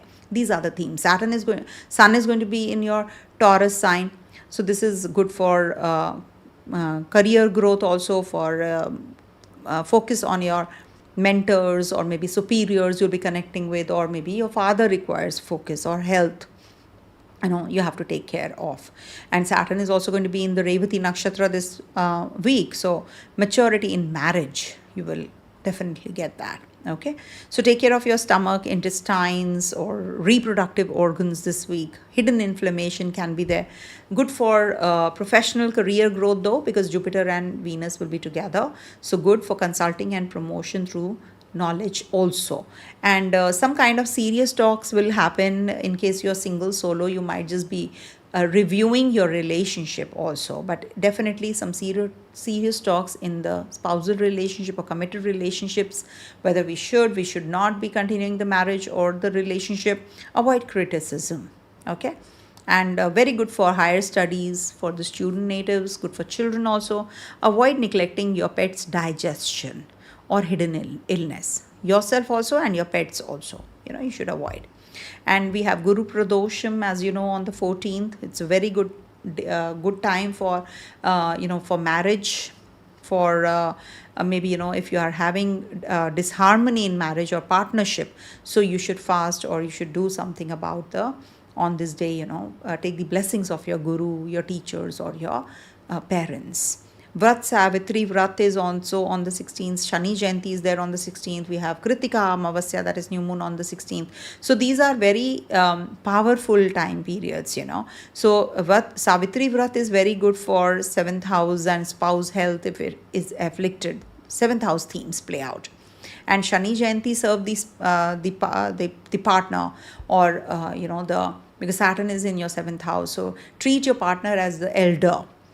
And a matured one, or also you can just donate something to the needy on this day, okay, to the elderly couples. And Kritika Amavasya new moon is on the 16th, so avoid risky decisions because it's your 9th house getting activated. So do ancestral prayers for marital karma, I would say. Okay, and don't travel if you can. Avoid traveling, otherwise the whole flights will shut if people stop traveling on the Amavasya, on the new moon day. It's said that you should avoid stepping out at that particular time when the new moon is on its peak. Okay, so on the 16th night, it is like 17th, it's still the 1:30 a.m. 17th, so it's early morning of the 17th as per the Gregorian calendar or the other calendar, solar calendar. But yes, if you can avoid, if you're taking a night flight, so if you can avoid, if you have not booked yet, so it's no superstition attached, please, no fear mongering. Okay, so this is, and we have Adhik Maas also. I forgot to mention Adhik Maas is starting from the 17th of May, so avoid any kind of auspicious tasks on this day, on this month, but you should surrender to the divine and things will start falling in place. Okay, coming to the next one, that is Libra. My dear Libras, moon is going to be transiting your 5th, 6th, 7th and 8th houses this week. So when moon is going to be in the 5th house on the 11th to the 12th evening, it's going to be conjunct Rahu. So children, students, romance, creativity, speculation, mantra, these become active. Okay, so Rahu can give unusual attraction or risky investments. That is something you have to be careful about. And you might just be, connecting with some ex-relationship also when Moon and Rahu are together. But it is also creating some kind of confusion over there. So be careful. Don't fall prey to what, it's too good to be true situation. Just escape and run away from that. Okay. And also, for children, for kids, it's a confusion time, so be careful. While just don't push them to perform better. Okay, that is something you can easily do as parents. And risky investments you should avoid. When moon is in the Pisces sign from the 12th evening to the 14th, it is going to be activating your 6th house and Saturn energy also. So workload, disease, enemies, debts and daily discipline become very important for you guys. So this might be the time when you have to start your maybe some kind of surgical process, or maybe, if you can avoid any kind of rash driving, or maybe, your some kind of health issues if you're already having. So just make sure that on these 2 dates, don't make any like having sugar, too much of sugar, or maybe having too outside food on this day. It can aggravate the stomach or the indigestion, so take care of that. Otherwise, yes, it is if you're already sensitive, but it is good for workouts, for starting a gym, or any kind of any kind of energy that you feel that is going to uplift you. So this is that kind of an energy days, so use it well. Also, we have for legal preparation and health routines, it is a good time. Discipline yourself, but the discipline part is very essential with Saturn also transiting your 6th house. Then moon moves into your 7th house, and that's happening on the 15th and the 16th, your Aries sign. So 7th house is getting activated any which ways, with Mars also entering there. So marriage and partnerships can become passionate but argumentative. So be careful, avoid ego battles. Then moon moves into your 8th house. Okay. So 8th house energy is little uneasy energy. That moon is exalted, though 10th lord is exalted in your 8th house. So this is like, there can be some sudden news which you can get from the workplace, some hidden matters or taxes, insurance, or occult sciences, PhD program, or any kind of joint finances or emotional transformation can happen with moon in the 8th house. Themes, these are the few themes which work, and you feel a little uneasy. Chandrashtama is like that only, and Sun and Mercury are also going to be there. So this might just be bringing about some research work, maybe analytical work, or some kind of inheritance discussions, and spiritual transformation happens because there's an exchange between Mercury and Venus also, not to forget. So this is that kind of a time period where it's good for learning any kind of astrological like subjects, science, astrology, occult, something which requires a deep analysis, okay, deep learning, and research based. And then you have to take care, because Sun is also going to be in the Taurus sign of yours in the 8th house. So it is like, you will have to face hidden fears. You become stronger when Sun during this part is transiting your 8th house. This particular time period is, this 1 month time period is to face your fears and overcome them as well. Okay. And then we have Saturn transiting the Revati Nakshatra. So it is good victory through discipline. It brings victory, but through discipline. And take care of your kidneys, sugar level, reproductive health, and lower abdominal stress if you have. Avoid speculation during this week. And it's good for insurance, tax, joint finances reviewing. Good for research, healing, law, astrology, counseling, career-wise. It's that way good. If at all you are into engineering also, but you're doing it in a very a research oriented mindset, so it's good. And handle spouse gently this week, I would suggest, because Mars is in the 7th house and it can provoke fights. And student natives, it is good for research and not for casual study. Pets health routines must be looked after well. Okay. There is Guru Pradosham on the 14th May. Take the blessings of your Guru, your mother. And it is also, pray for victory over debt, disease, and enemies, and you will definitely overcome. And we have Savitri Vrat also on the 16th. Shani Jayanti is there. And we do have Kritika New Moon on the 16th May. So don't fight with spouse, and donate medicines, black sesame, footwear. You can donate footwear also, because Saturn is your yoga karagraha also. And if your marriage is under stress, fast on the 16th. For even if you're breaking away from the relationship, it will give you relief. Ask for relief in your marriage or in any kind of relationship if you're having any issues. So see Savitri did so much of tapa that she could bring Satyavan, her husband, back from he was dead. She could fight God Yama and brought him back. So can you see what is her conviction? What kind of conviction she had? She sat on the pyre, burning pyre with her husband. She says, no, I will not leave my husband. That kind of dedication. So if you have any issues that you're experiencing in your marriage, in your relationships, any kind of XYZ relationships, you should have that faith and conviction that yes, I can really overcome that. I have to see Lord Yam is nothing else but he's the Lord of death of a relationship, death of your finances, death of a job, death of your relationship with your kids, etc. Anything. So you can revive it, no? That means we can bring it to life.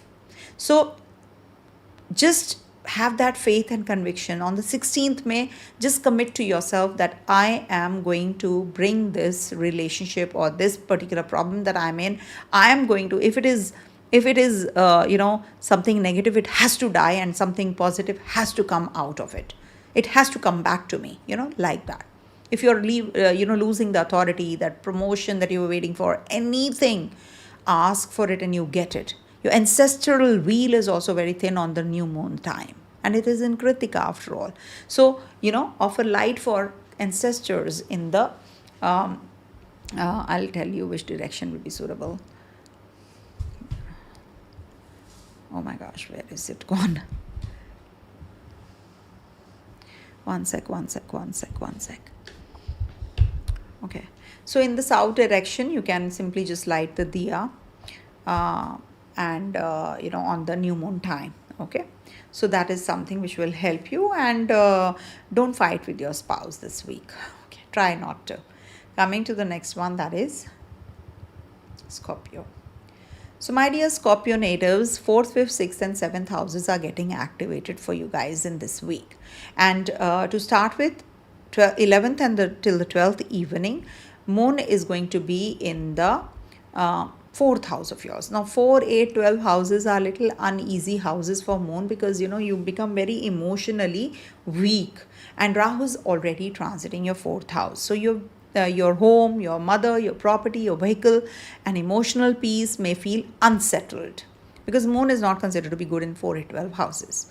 So avoid sudden property decisions, relocation decisions this week, or maybe some kind of health issue if your mother is already facing. So don't make impulsive decisions. Oh, let me admit my mother to this hospital, maybe the other hospital is better. So you are thinking about it, that confusion will be there. So that is something you have to work on during the start of the week. And avoid a sudden vehicle purchase decision or renovation, etc. Rahu is there. There's some stink in the house, so you need to work on that also. You don't get to know also, from where the smell is coming. So keep your waste bin clean, and your drains and everything clean, and just keep spraying good fragrance and room fresheners and air fresheners and something which you're not allergic to, of course, but keep your environment healthy and clean, and declutter that also on the moon in the 4th house themes. And maybe you will connect with your childhood friends or some foreigner friends or something during this day. If you're a household lady, you're a homemaker, so you might just be thinking of changing your surroundings, or maybe you'll call your family and friends over on this day. Then moon moves into your 5th house on the 12th evening to the 14th, and Saturn is also there in your 5th house. So this is going to be activating children, education, mantra, creativity, investments. These all need patience, because Saturn slows down the process. So you need to be very, very patient with your children, with your romantic partner. In your romance, it might just be testing you again and again. The partner leaves you, comes back, leaves you, comes back. There is too much of confusion and chaos happening. So this might just aggravate when moon is also there. So you need to stay calm on this day, especially when moon is in the Pisces sign. So students must work seriously, and you will get the results. And investments also need patience. So don't get carried away and make decisions hastily. Saturn doesn't like haste. Okay. if there is a fight going on, and there is a Mars there who's just getting into the verbal argument, there will be another friend, who's stopping you again and again. Don't do it, don't do it. That's Saturn. So Saturn says, leave it, no, just don't do it, So take it easy, take it easy. Be patient. It's okay, let go. So that is Saturn energy. And then Moon is going to be in your Aries sign in the 6th house of yours. So this is activated with Mars also there. So excellent for competition, job interviews, legal strategy, health, discipline, but avoid inflammation and anger, and work out. That's the best remedy that you can do as well. And lastly, Moon will be in your 7th house in Taurus sign on the 17th. In the 6th house, it was from the 15th and the 16th. I think I forgot to give you a date. So on the 17th, Moon is going to be in your 7th house. So Sun and Mercury are also there. So marriage, clients, partnership becomes very important. Ego in marriage must be avoided. Maybe the relationship is not doing well because of this. But yes, we have the exchange between Mercury and Venus, and they come to their own spot. So it's good for partnership, money, spouse, finances, inheritance, intimacy, and deep relationship conversations. Okay. Jupiter is also there in the 8th house now. So this is good. When there is a Parivartana, it is activating your 8th house themes also. So good for some hidden finances, hidden growth also, intimacy themes and inheritance themes. Sun is going to be in the Taurus sign, so this can make your partner very authoritative also, or spendthrift. So align everything well. Saturn is going to be in the Revati Nakshatra, the Nakshatra of your 11th and the 8th house, that is Mercury. So Mercury's Nakshatra, so this can be it asks for discipline in your investments, students, children, all that, or maybe there will be some hurdles and then success comes your way. So that is what. And take care of your digestion, ulcers if you're having already, reproductive health, inflammations, and if you have conception issues, so maybe you can take consultation from the astrologer of your choice and then decide about it, in case you're having those kinds of issues with Saturn in the 5th house already. And then you have to it's good for debt management and avoid risky markets wealth wise, and it's good for competition, service, starting a new job, medical issues if you have any kind of litigation, army, police operations, these it is a good time period. Ketu is there in your 10th house. In case you leave a job, it is going to be little difficult to find another one, so it's better that you stick on to what you're doing. Don't think of changing the job right now, status quo. See what happens, we are very scared of changing the job.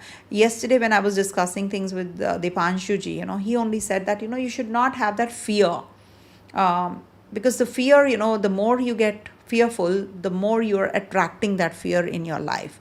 So what will happen, worst to worst case scenario, if you think, you will be out of that fear. So think about it, that okay, fine, it's going to be there, it's going to be there. If I lose a job, it's the divine who has to help me to get the job also. Be positive, you will get it. It depends on your potential though. The potential is different for everyone. So ask the potential from Lord Hanuman, because he had forgotten his potential. He had forgotten his powers.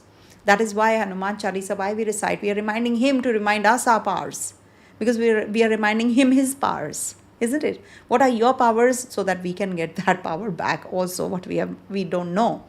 We all have that power, but we have forgotten it. So recite Hanuman Chalisa for sure, without fail, every day. Okay. And it's a very good time for the pets to start their medical care, or any kind of diet routine, or any kind of routine that you have to, for yourself also, you can start. And we have Guru Pradosham on the 14th, and this is good for children. If you want to pray for children, if you want children, it's good for education, mental peace, and there's Savitri Vrat also. So on the 16th, Shani Jayanti is there, Kritika New Moon is there. So it's good for married late natives. They should pray for spouses' health and marital peace and marital peace. And Shani Jayanti can help students, poor, and disabled people. You should donate charity. That is the key. And also avoid quarrels and feed the animals, on the Kritika a New Moon. So I'm giving you a few dates if you can follow them, So 11 to the 15th May, this is the time when you might just feel little jittery about your finances or about your relationship with your bosses and seniors or your co-workers, you can be little angry on this day, so you have to take care of your anger issues. And it's good for starting a fitness regime, though, very good in fact. So you can do that. And 15th to the 17th is the time when you can have some kind of some kind of issues with your partner. Maybe you lose temper, or the partner loses temper, and you can get into that argumentative mode. So that is something you need to be a little careful about. Otherwise, it is a very positive time period for you guys. Okay, coming to the next one, that is Sagittarius. I'm just moving in. I'll just drink some water. One sec.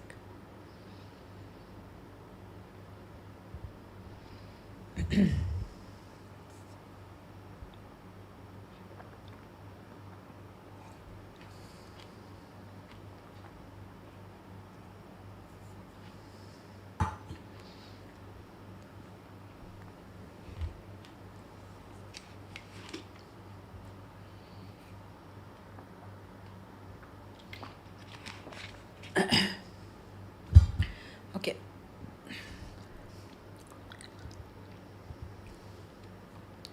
So we move on to Sagittarius. Thank you so much for waiting. For Sagittarius natives, 3rd, 4th, 5th and 6th houses are getting activated by moons transiting through these zones. So to start with, it is going to be 11th to the 12th evening. It's going to be with Rahu in your 3rd house. So for you guys, communications, siblings, courage, media, short travels and writing, all these become the key and they become active. So good for content creation, but avoid harsh messages. Some confusion can be there between you and your siblings on this day, or maybe your core circle, because this is the invisible half. So this is about your own people. Visible half is about others. That is why the horoscope is divided into 2 parts. So when we talk about the 3rd house themes, maybe there is some short journey because of your work, maybe. So you have to take that journey. You did not plan that, or maybe you're feeling very uneasy while traveling. So take care of your digestion also on this day.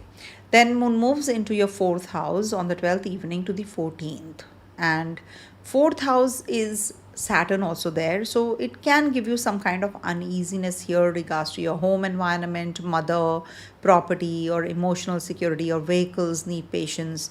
You may feel emotionally a little heavy because 4, 8, 12 houses of transit of moon is a little heavy, and it makes you very emotional. You will be remembering your childhood days.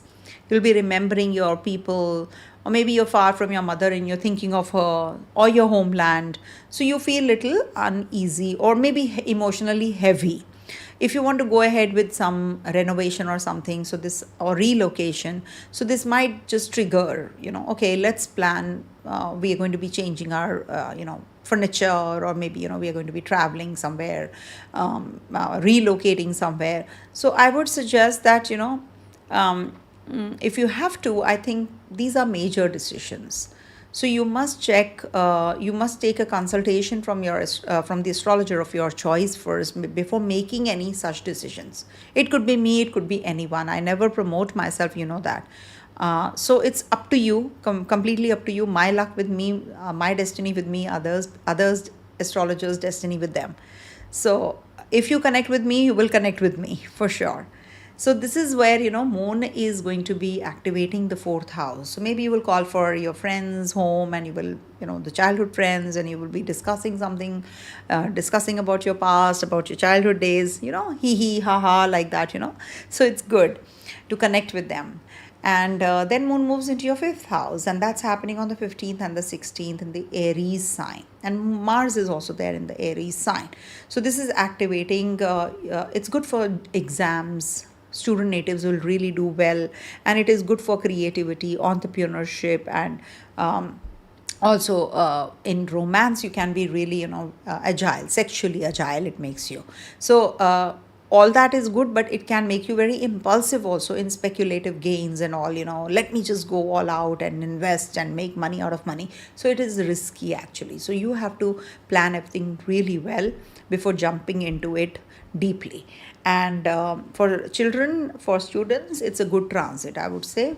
Win-win situation. Any kind of health issues if you are experiencing, this is loss of the disease, so it is definitely going to give you some cure, also healing energy. It is good for mantras, you can do some kind of mantras also. And then moon moves into your 6th house in the Taurus sign on the 17th. It's exalted there, so this is good for because it is the 6th house, so Mercury and Sun will also be there, so it's good for work, health, debt, disease, employees and litigation. They all come into focus. Maybe your health, if you were having any health issues, you might just get the cure, or maybe you will seek the help and advice of another doctor. Or if you are looking for litigation, so maybe you will change the lawyer. Something of that sort can trigger. And also there is a Parivartana between Venus and Mercury. We should not forget that, from the 7th and 6th and the 7th house Parivartana. So this improves your client work, service, business, legal negotiations, and relationship problem solving also, because it's triggering your 7th house themes as well. Okay. And also, you must, and Saturn is also going to be transiting Revati Nakshatra, which is the ruler of your 7th and the 10th house, Mercury. So this is also good for, mature decision making, work wise, relationship wise, homeland, motherland, mother, home related renovation, etc. As I mentioned, the themes of the 4th house, but it is also activating from there the 7th and the 10th house themes. So you will make some important major decisions, but that too in a very matured manner. Take care of your stomach region, take care of your liver, BP, digestion, and heartburn, or backache. You have to take care of all of that. And career wise, it's good for job matters, may improve if you're looking for a job. So, but it is good if you're more disciplined.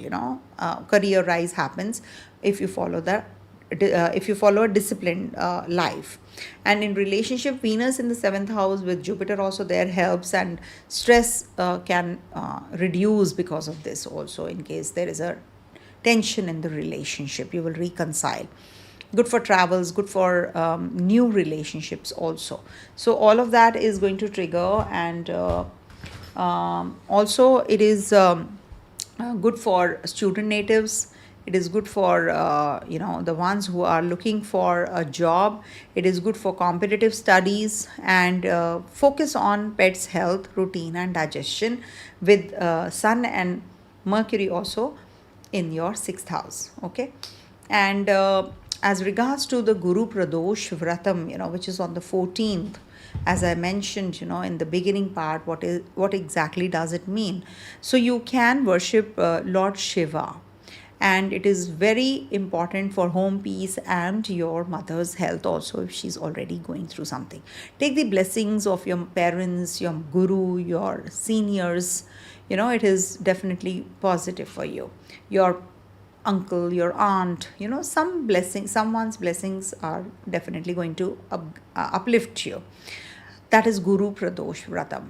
And on the 16th, we have Savitri Vrat, we have Savitri, we have New Moon in Kritika, we do have Shani Jayanti, that is Saturn's birthday. So many things together, it's really important for you guys to pray for your married life. You can observe fast, or you can donate, whatever you feel comfortable with. But you should pray for the family stability, family growth, family's health, and finances, wealth. Okay. So spouses well-being, it is very important to observe some kind of something for on the Savitri on the 16th. And Shani Jayanti, so for elderly women, you can simply just donate something to the elderly women or mother-like figures, And Kritika Amavasya, that is new moon, is on the 16th, so avoid gambling and risky trading also. Okay. Yeah, so if you're already having some allergies or something, I would suggest that don't apply anything on the body, leave it like that. Max to max, if you have to apply, you can apply some okay, Sagittarius, sixth house, Taurus. Okay, so something to do with maybe eucalyptus will help you, if at all, that if you're having any kind of allergies. Allergies could be skin allergies, could be that you can have some lungs related respiratory issues, because there is a Taurus in your sixth house. So or maybe some allergies while eating, you're having mouth ulcers, so you have to have, because it is related to stomach. So your eighth house has Cancer sign, so drink lots of fluids, hydrate and flush it out. Okay, and if you want to donate something, then definitely what kind of allergies your son has, so I will give you the remedy as per that. So you have to wait till the end, because I'm moving on. So I wish you all the best, and let's start with Capricorn's reading. So for you guys, natives, that is Ascendant, Moon and Dasha sign wise, so I'll pin it up in the comment section what Dasha sign means. So Moon, and to start with, is going to be in your second, third, fourth, fifth. So in the second house, that means it is conjunct Rahu, and this is activating your family, speech, savings, food habits, wealth decisions. These may become little confusing or unstable with Rahu energy there.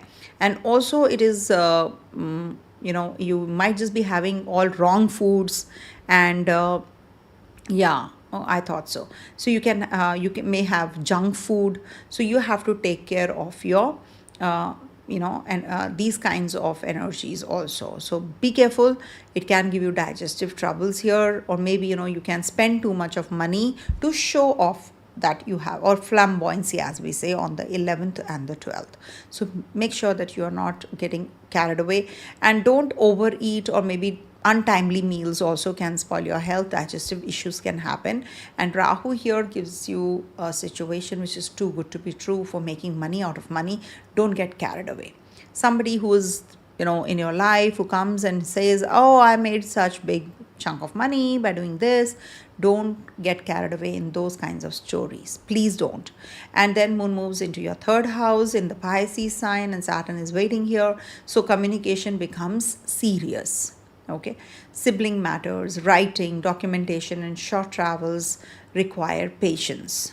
Okay, if some result is not coming your way, you will have to wait. You will have, maybe you have filed some papers somewhere and it is procrastinating, or it's too much of a delay, so you have to have patience. Siblings have to travel overseas and it's not working, so it can be frustrating. So you have to understand that Saturn delays, does not, it denies also sometimes, but yes, it is a delaying factor. Okay, so if it is delayed, so just take things very easy. Then Moon moves into the Aries sign from the 15th to the 16th. Now Aries, we have a Mars also in the fourth house of yours. So property matters and domestic arguments may increase. You will be discussing about property, renovation, relocation, or mother's health, or vehicle issues come up. Maybe, the battery dies in the house, if you have any, and, you have to get it changed. Some kind of theme of this sort might happen. So you have to spend a lot of time where you did not even expect to do. Maybe you had to work from home because there were so many pending jobs that you were supposed to do. So this might just be that kind of a day, when you have to have patience. Fourth house, eighth house, 12th house, these are those water signs. Water energies are prevalent here, so it's not considered to be that great for this Moon to be transiting in the fourth house, but it will transit, right? So that is why I said that out of the whole 27 days transit, it is considered to be maybe 5 days maximum will be very good for you in the whole month, because there are more of the malefic planets, grahas, and it'll be conjunct with, and then it'll be with in those houses like 8th house. Even if you don't have any planet, but there is a Ketu here, if you are not having any planet, then also it is the 8th house. So you will not be able to get the whole clean horoscope, especially in the Kali Yoga. The planetary positions are such. Okay. Then Moon moves into your 5th house. that is your Taurus sign. So that's happening on the 17th. It's exalted there. So good for children, for education, for creativity, for investments, for mantra siddhi, and also to conceive on this day will be a good thing to do. And also it is your past life karma, purva punya. So if you can just help your mother or mother life figures, or donate something, or donate your time, spend your time with them, that is also a remedy, believe you me, because we do have a Guru Pradosham as well this week on the 14th. Take the blessings of your mom, your parents, your Guru. Okay. So this is what, and then Mars is also going to be in Aries, so it can give you some domestic unrest, uneasiness, ego clashes also happen, and Mercury and Venus are forming an exchange also, by the way, from the 5th and the 6th houses. These are forming an exchange, so intelligent problem solving in work, education, children's health, and competitive exams is the key theme.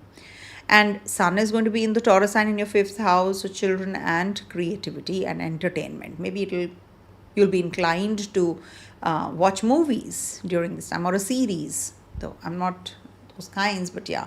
I have to watch because people then make a mockery out of me. My son says to watch anime, so I'm too much into anime. I've watched Demon Slayer, all those things, and Attack on Titan. You won't believe I have watched such, and I've Haikyuu, and that Love in April or something, that there was a movie. I was so emotional about it. So many anime I have watched, because you're not attached to the real life character in that.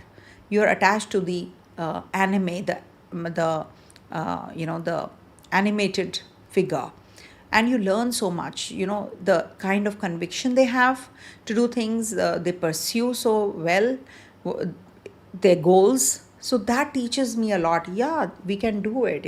So pick the right kind of thing from the whatever you are watching. See that you are watching and you are entertained. At the same time, you are learning by the end of it something good. The takeaways are very positive. So with Sun in the Taurus sign, it is good if you are working on your finances, if you are watching some or reading something which upgrades you.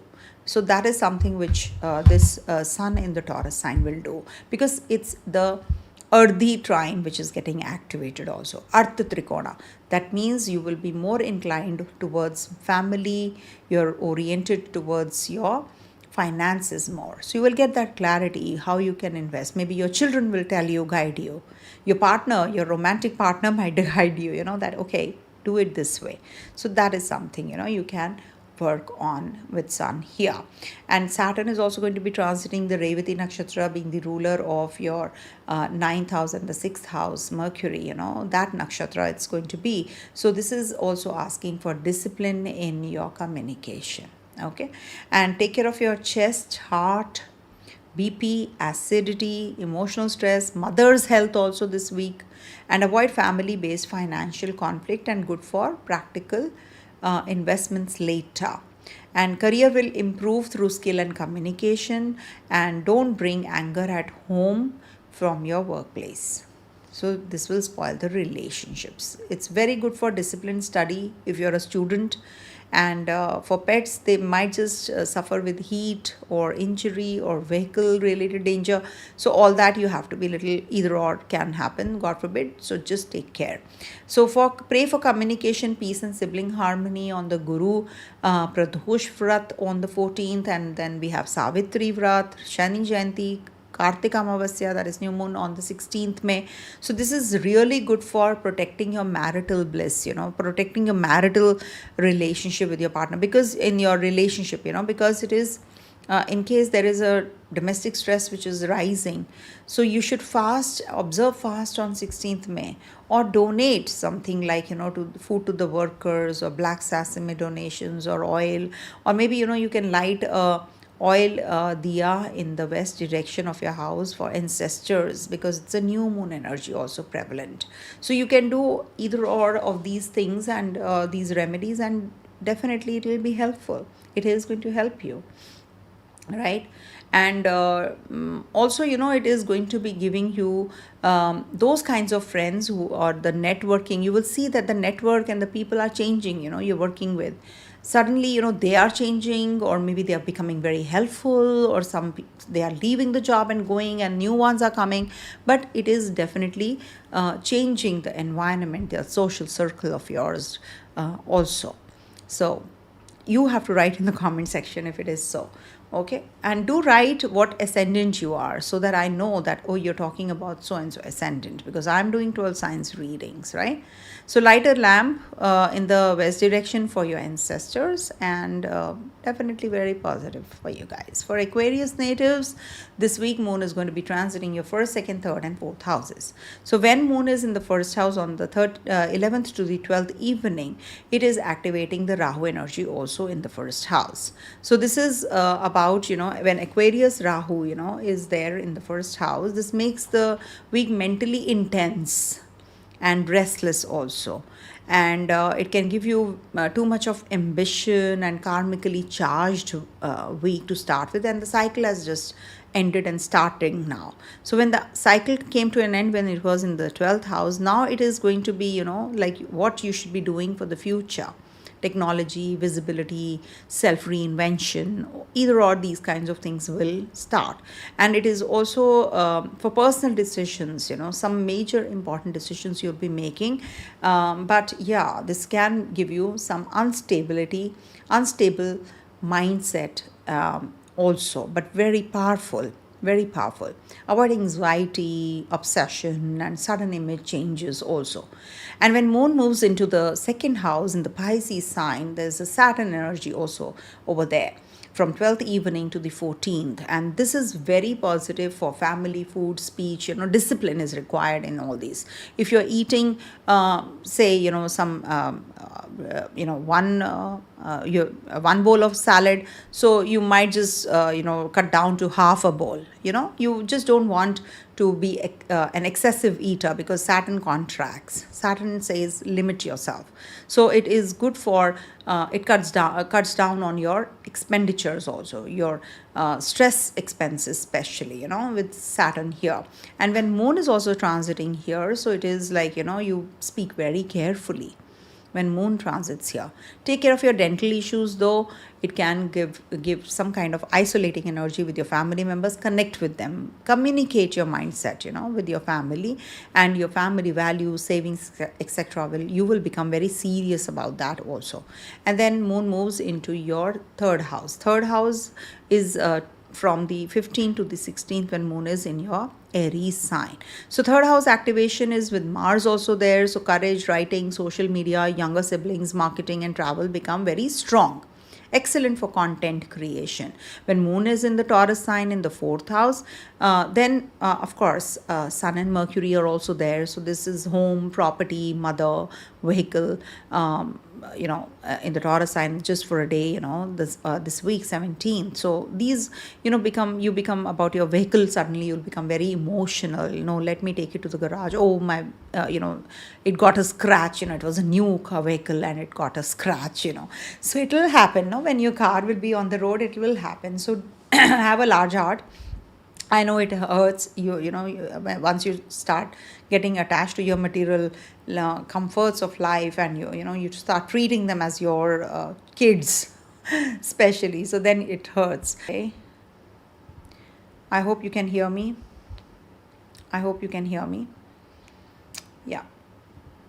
So so that is what I was saying, that you people, if think that you can hold on to anything, it is not possible. You will not be able to take things with you. Okay, you came naked, you will go naked, I repeat. Okay, now with all of that, moon is going to be also having a connection with the Mercury and Sun, not to forget that. So that is Mars is also going to be in the Aries sign. So it's bold. It's a bold Mars after all in the third house. So you will make some important decisions, bold decisions, courage and self effort, and this might just trigger some travels and very important transit. And also, some PR visa, etc. If you're looking for, you might just get into that mode also. Mercury and Venus are forming an exchange this particular time period. So it supports fourth and the fifth houses. So education, from home, children, property decisions, creative teaching, astrology, and design, and emotional intelligence. These themes are going to play out even more when Venus and Mercury are forming an exchange. Jupiter is already there in the fifth house, good for children, good for student natives also. And also anxiety can be there because moon is in the first house to start with. There is some kind of restlessness there. And also teeth region, throat region. And take care of your food habits, as I said. And your wealth needs discipline. Don't spend for image. And strong for digital media, writing, teaching, and marketing kind of professions. Very powerful.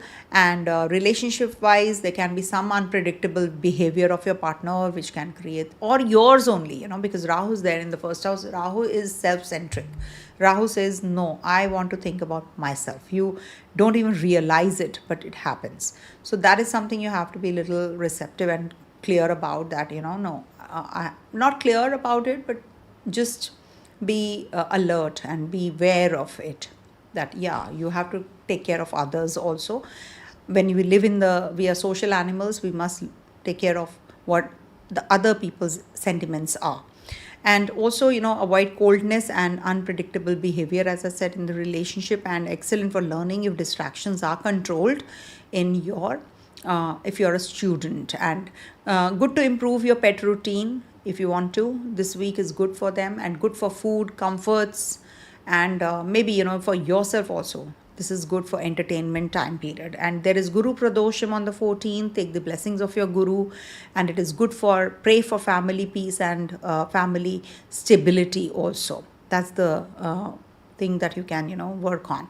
And there is Savitri Vrat, that is for the ones who are that's on the 16th, by the way. So you should pray for steadiness in relationship. In case you are having turmoil in your relationship, it's a very good day. Once in a year, the Savitri Vrat is there. That is the you can observe a fast, you can donate, or you can simply just sit in silence for some time and pray for your family and your your partner's health, in case or any kind of instability in the relationship if you are experiencing. So pray for it, you will get it. You will get that stability. So that is what is the key theme of the auspicious occasions. And we have Shani Jayanti also on the 16th. So very important for you. Chant Shani mantra, donate black sesame, or serve the elderly or the poor, because you are Saturn ruled sign also. And there is a Kritika Amavasya, that is new moon, on the 16th as well. So light a diya or a ghee diya, or any kind of candle or tea light, anything in the west direction on that day. And just say thank you to your ancestors. Offer prayers for ancestors of both sides, your mother, father, both. Okay. Avoid harsh words. So this is what. And for you guys, actually, you have a lot of work too many options to work on, because your Venus is there. Means the whole horoscope, if I see, you're feeling that you're not getting clarity, because Rahu is in the first house. So it's better to focus on one thing at a time, and you will see, whatever is hidden in the bush, just don't think about that. Whatever you have in the hand, focus on that. Okay. Coming to the last sign, that is Pisces. So for Pisces natives, moon is going to be in your 12th, 1st, 2nd, and 3rd houses this week. When moon is in the 12th house, there's a Rahu energy also over there on the 11th and the 12th, till the 12th evening, in fact. So this is going to be activating your sleep disorders. Expenditures might increase. Rahu is there after all. Foreign themes will play out. And also hidden fears, dreams, hospitals, spiritual retreat will become active. Avoid isolation and overthinking, because the cycle is coming to an end when moon is in the 12th house. Remember, I've said so many times, if you have been following me. So when moon is in the 12th house, the cycle comes to an end. When the cycle is coming to an end, means that this is the time period when you have to self-introspect. What I did, what I didn't do, what I can do better, how I can improve myself. So that is the key theme. Maybe you're working on your presentation, you're working on a meeting, you're working on a TED talk or a teaching lecture or something. So you're in the isolation mode. But don't isolate yourself for depression, that, oh, I'm under depression. So that is something you have to journal for. If you feel, write Sri Ram, Jai Sri Ram, or Sri Ram, Sri Ram, Sri Ram, write Ram, Ram, Ram, Ram, or recite Sri Ram, Jai Ram, Jai Jai Ram, Sri Ram, Jai Ram, Jai Jai Ram, Sri Ram, Jai Ram, Jai Jai Ram, Sri Ram, Jai Ram, Jai Jai Ram, Sri Ram, Jai Ram, Jai Jai Ram, Sri Ram, Jai Ram, Jai Jai Ram. So this is something which everybody and anybody can do. Okay, so it's said that when you recite this for 11,000 times, it takes somewhere around 4 to 5 hours. If you can do it, you will see that the kind of energy and power you get. I have done it many times, many times, and whenever I'm low, I'm down, I'm out, I do this. Okay, see, I recite Vishnu Sahasranam, I recite Om Namo Bhagavate Vasudevaya chants. They're very powerful chants. I recite in the morning. I told you already that I recite Om Ganganapataye Namo Namaha, Ganesha Stotram Paranam Shirshadevam Gauri Putram Vinayakam. I recite that also. So I don't have to show it to you all, but I'm sharing with you, not to show it off. No, please, I'm not that kind of a person. I will never do it. I do whatever I do it for myself first. That, oh yes, I have to set an example. If I don't do it, how can I tell you to do it? Somebody commented, in fact, sorry, I'm digressing, but somebody commented that how you can donate, without the Diksha, how you can tell them to recite the mantras. But do remember, if you have recited a mantra, my guru only told me this, that if I have passed it on to you, if you recite for 1,25,000 a mantra, you can master it, you can donate it. A layman, a simple person is a guru. You can donate it. You can donate it to someone who needs it, right? So initiation of that Diksha that we say, that is a proper system that we follow for sure. But in that you have to do so many other rituals and things also. But when we talk about the mantras in the Kali Yuga, you can definitely pass it on. If you can master a chant, you can give it to someone. So it's not that. Bij mantra also you can give if it is in your personal chart applicable also. Okay, so Bij mantras we have to be little careful about. But yes, it does work if you have recited it yourself. Okay, now coming to your first house transit of this moon. Moon is going to be in your first house from 12th evening to the 14th, that is in the Pisces sign. So when it is here in the first house, the cycle begins again now. So when it is in the first house, Saturn is already there. It has already made you matured, sensible, seasoned, patient. It has given you a lot of workload also. You have been, in that serious and a tired mode because of the Saturn. Saturn says, do it, keep doing it. And it makes you emotionally heavy when moon also transits your first house. But this is an excellent time for discipline, for spiritual practice, for long-term decisions, stable life. Saturn gives you stability. You become indifferent. In our language, it is said that when Saturn is in the first house, you become udasin. Wherever it sits, you become, it detaches you. It's a Hindi word, udasin. Okay, so when you are in that mode, anywhere Saturn is, so you will be detached from that particular zone, or you will become cold towards that. Saturn does that. So you become very indifferent when Saturn is in your first house towards others. So when moon is also there, so it is an emotionally heavy phase. So when Saturn and moon combination happens on the 12th evening to the 14th, I would suggest that connect with some elderly people. You will see that, they will, because they are, why elderly? Because they have developed that patience over a period of time.